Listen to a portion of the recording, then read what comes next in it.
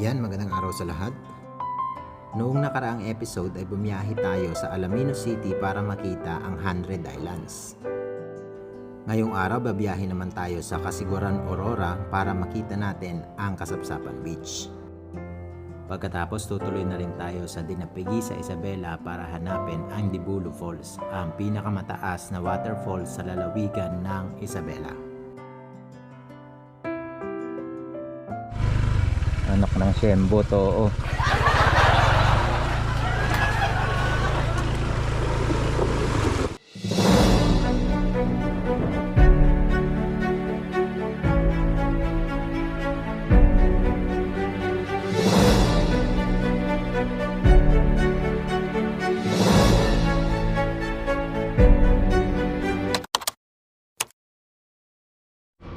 Ayan, good morning. Time check tayo alas 7 ng umaga. Papunta tayo ngayon sa Dinapigi sa Isabela.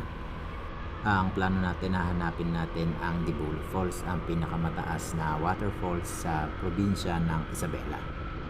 Sa malamang sa Kasapsapan Beach na tayo magpalipas ng gabi, mag-overnight camp na tayo doon.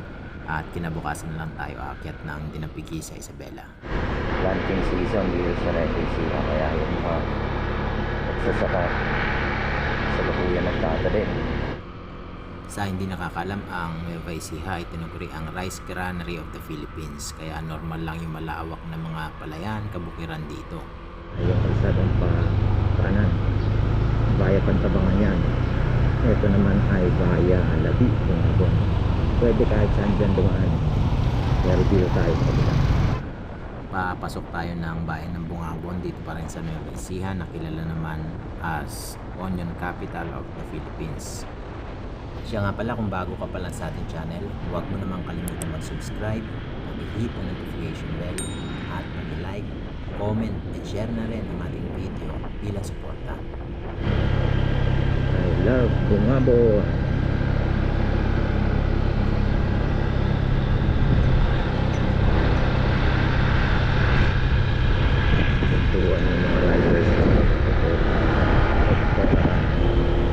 Paket na tayo ng Labi Bungabon mula dito hanggang sa Aurora. Puro paket na ito.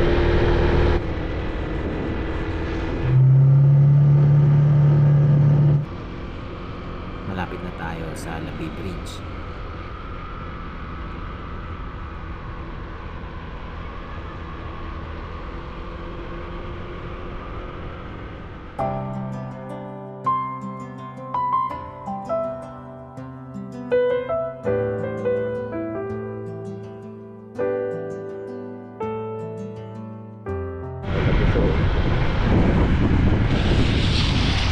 Picnic ground din ito sa Labusog. So tinangay yung mga tubo nila, tinangay ng baha, nasira. Tama, Paraiso, view deck ng Nueva Ecija. Mula dito sa taas ng Labi Bungabon makikita yung kalawakan ng Nueva Ecija. Papasok na tayo ng probinsya ng Aurora.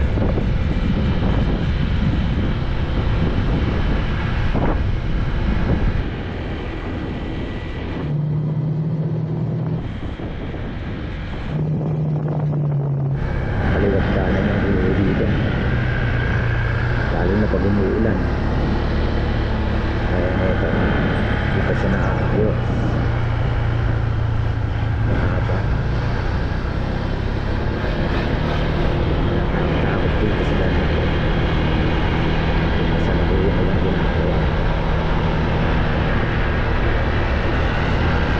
Sagal na itong inaayos, kaso pagka umulan, magiging rockfall, landslide, common dito sa ruta na to.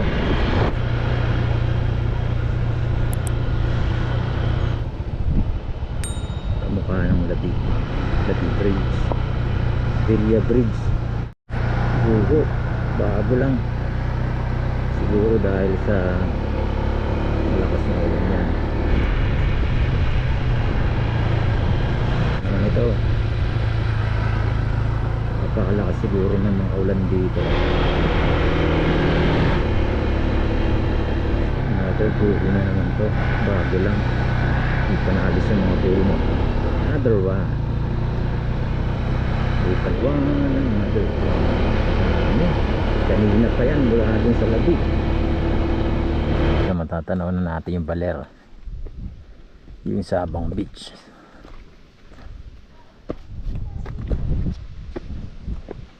View deck ng Aurora Memorial National Park. Tanawan, Sitio Tanawan, Barangay Villa, Aurora. Tanaw na yung dagat. Mula dito malayo pa tayo. Pabaybayin pa natin yan. Siguro mga 4 na oras pa. Ito gagawin ng tulay. Ito papalitan na yung tulay. Ito yung lumang tulay. Papalitan ng tulay na yun.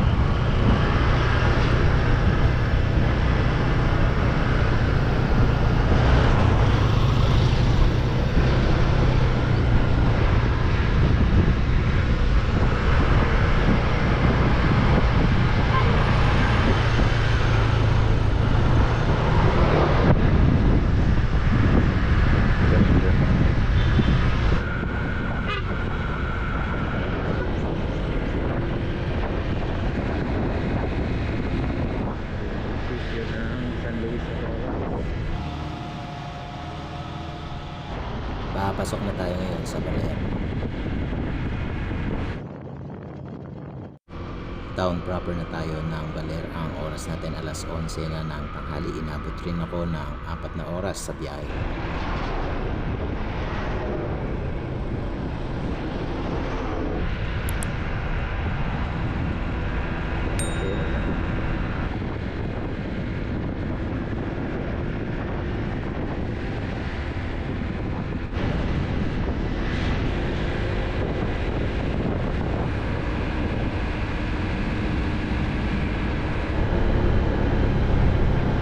Pier Bridge na tayo.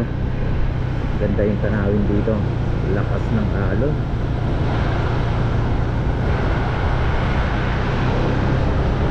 Ang lakas ng alon.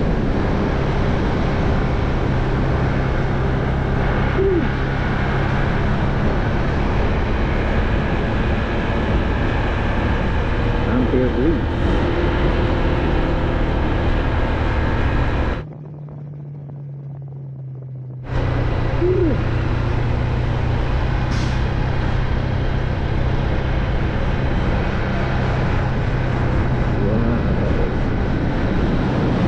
Ang laki ng alon ngayon.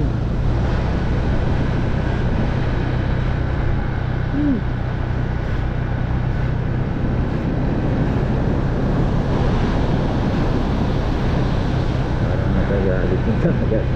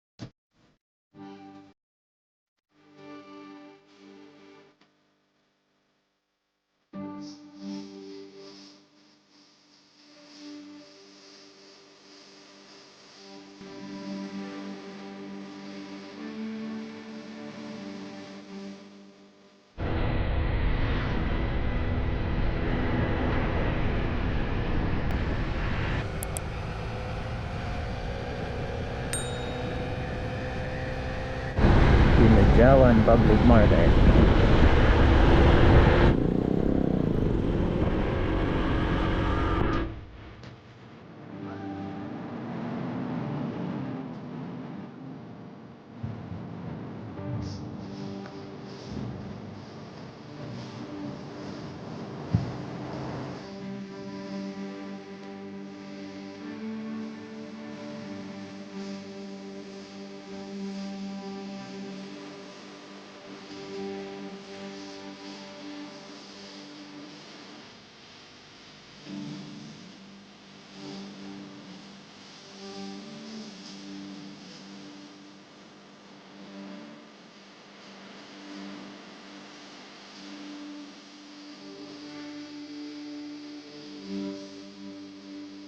Kasiguran 28.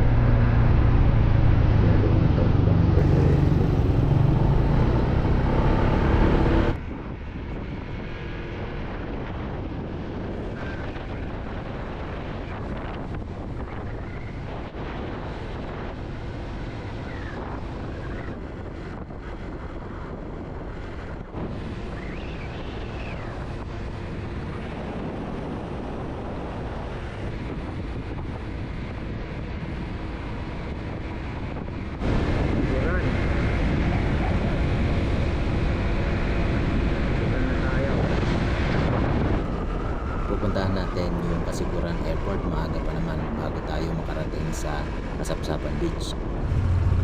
Nandito na tayo sa airport. Kapag pumasok tayo dito ay ito na mismo yung airport. Kaso nga lang binawal tayo ni kuya na umikot kasi bawal na araw.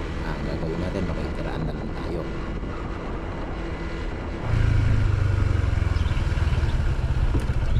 Nandito na tayo ngayon sa pabahay dito sa Kasiguran. Meron ditong daan papunta doon sa runway ng airport.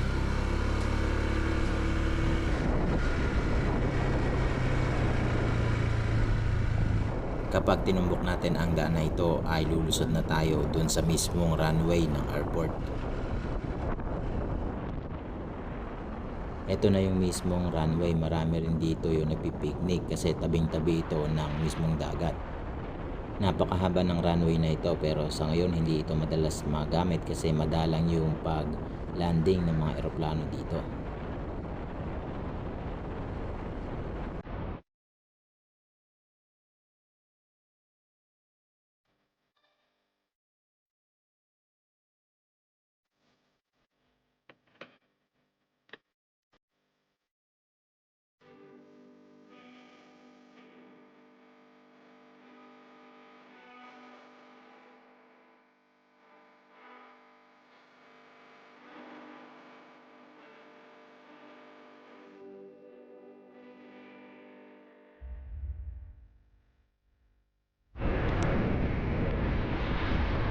Kasiguran town proper na tayo. Ang oras natin 3:20 ng hapon.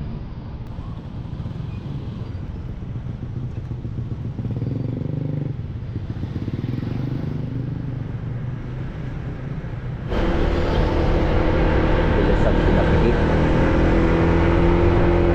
Ayaw? Po. Dalawang kanin po sa et. Malayo pa po ba ang Dilasag dito? Po? Yung Dinapigi po. Ayun ang mas malayo. Po? 50 kilometers pa. Malapit na tayo sa Kasapsapan Beach. Mga 10 minutes nandun na tayo.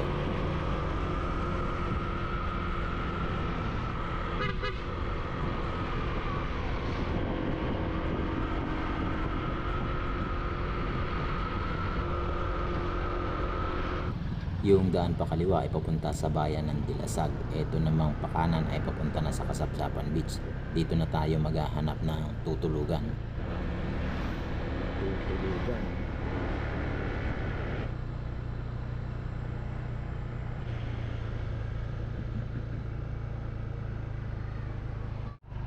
Dito na tayo magpapalipas ng gabi. Magte-tent na lang tayo. Ang bayad sa tent pitching ay 200 pesos lang. Kinabukasan na tayo pupunta sa Dinapigi sa Isabela para hanapin yung Dibolo Falls.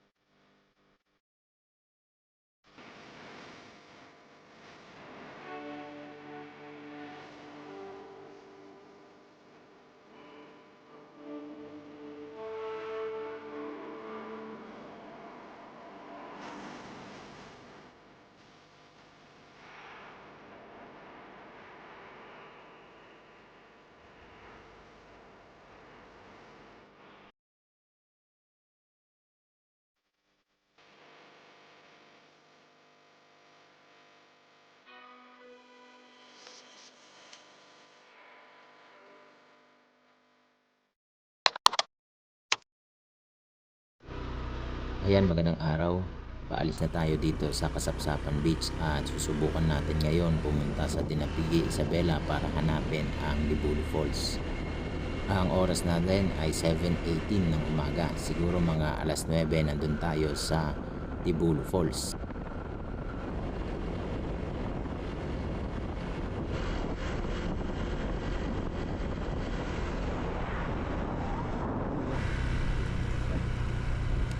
Ito na yung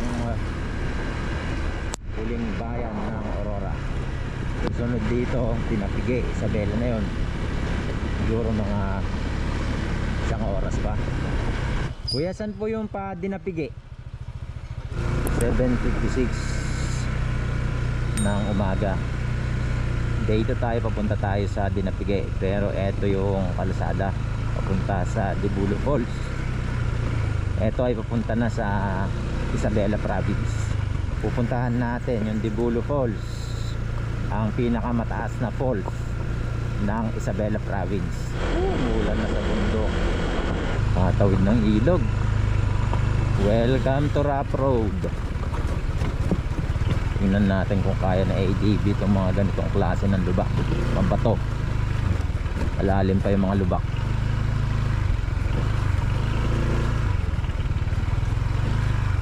Kaya naman pala. Tinawag pang adventure bike kung hindi kaya. Tawid sa tubig.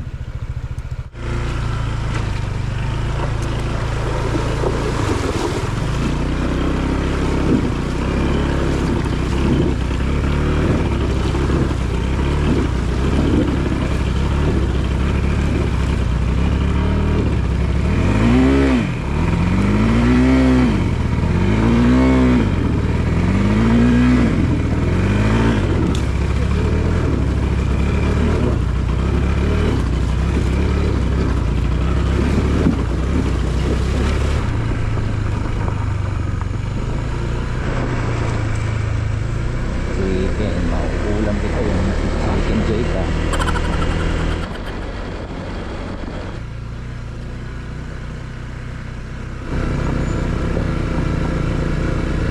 Mahaba itong rough road. Andy Rough Road. Adventure nga talaga itong nangyari na to. Okay lang yung ganyan, wag lang uulan para hindi madulas.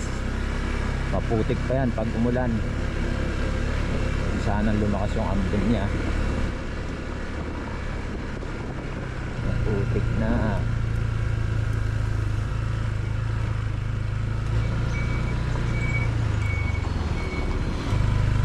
Anak ng Shembo to, oh. No.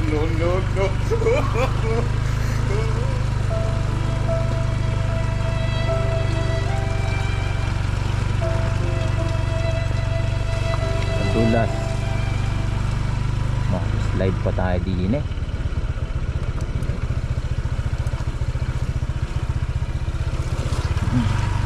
Ini.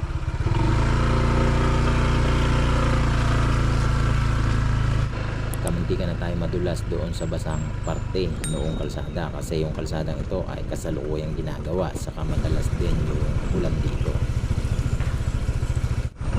Anip na kalsada to. Putik, bato, lubak. Wala nang atrasan to. Pwede namang umuwi pero nandito na, wala nang atrasan. Yay. Welcome Barangay Dibulo, Dinapigi, Isabela. Nakapasok na tayo ng Isabela. Hanapin na lang natin yung falls. Ate, saan po yung papuntang Dibulo Falls? Ah? Dibulo Falls. Dibulo Falls yan. Sige. Pag makarating ka doon sa barangay, magpa-ganon ka. Tapos ganyan sa bukid. Opo. Magpa-ganyan ka. Salamat po.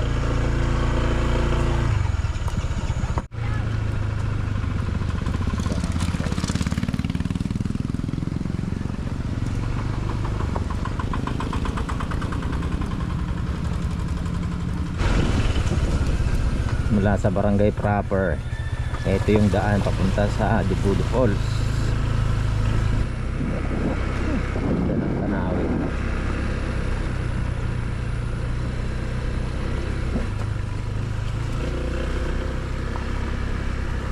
Hindi daw kaya, sabi nung nakausap natin, hindi raw kaya mawid yung motor, iwan na lang natin siya. Siguro malakas yung tubig. Ayun na yung falls, kataas. Hindi lang kayang pasukin itong motor natin dahil mataas yung tubig.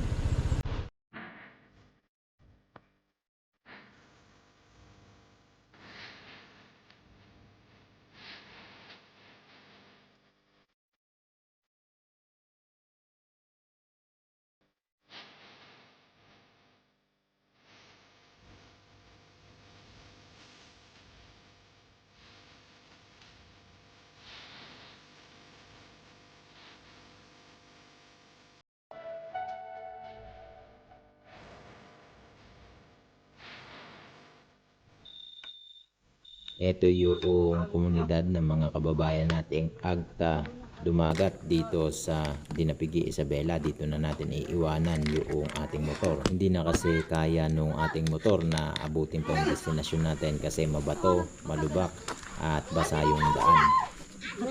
Nagpatoling tamamoy. Tamamoy. Awa na ina matagad sila eh. Daduho di pa bala yung pahina ukuha.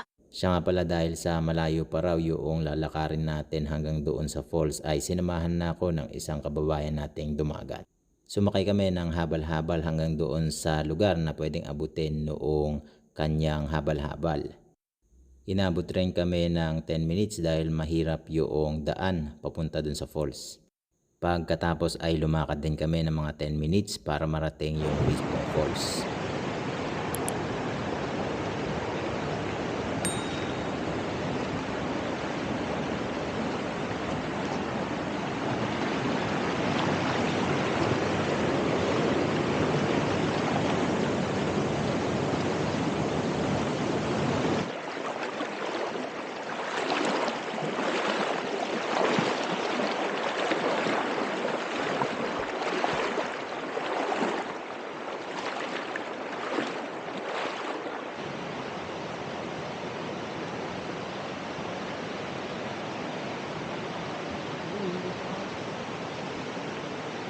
Ayun yung mga tao.